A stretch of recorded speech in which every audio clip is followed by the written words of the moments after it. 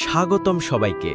আজ আমরা আপনাদের নিয়ে যাব ঢাকার সবচেয়ে বিখ্যাত ঐতিহাসিক নিদর্শন আহসান মঞ্জিলে, যাকে বলা হয় ঢাকার ইতিহাসের এক জীবন্ত প্রতিচ্ছবি। বুড়িগঙ্গা নদীর তীরে দাঁড়িয়ে থাকা এই প্রাসাদ একসময় ছিল ঢাকার নবাব পরিবারের আবাসস্থল। নবাব আব্দুল গনি 1872 সালে এটি নির্মাণ করেন এবং তার প্রিয় ছেলে খাজা আহসানুল্লাহর নামানুসারে এর নাম রাখা হয় আহসান মঞ্জিল। এর স্থাপত্যশৈলী অনন্য।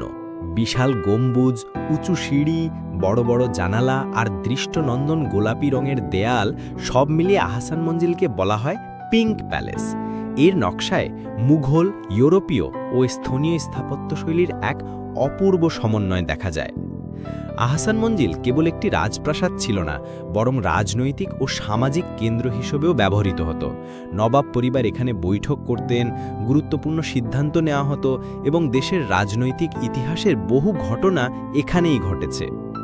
বর্তমানে এখানে রয়েছে 23টি গ্যালারি, যেখানে সংরক্ষিত আছে নবাব পরিবারের ব্যবহৃত আসবাবপত্র, শিল্পকর্ম, অস্ত্রশস্ত্র, মুদ্রা ও নানান ঐতিহাসিক নিদর্শন। প্রতিটি গ্যালারিতে ঢাকার অতীত জীবনের এক ঝলক দেখা যায়। 1985 সালে বাংলাদেশ সরকার এই স্থাপনাটিকে জাতীয় জাদুঘর হিসেবে ঘোষণা করে।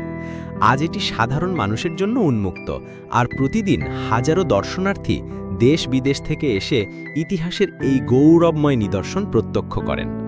আপনি যদি কখনো ঢাকায় আসেন, তবে আহসান মঞ্জিল ভ্রমণ না করলে আপনার যাত্রা অসম্পূর্ণ থেকে যাবে। ইতিহাস, ঐতিহ্য ও স্থাপত্য সবকিছুর এক অনন্য সমন্বয় এই আহসান মঞ্জিল। ভিডিওটি ভালো লাগলে লাইক দিন, শেয়ার করুন আর সাবস্ক্রাইব করুন আমাদের চ্যানেল, যাতে ইতিহাসের আরও সুন্দর ভ্রমণে আপনাদের সাথে থাকতে পারি।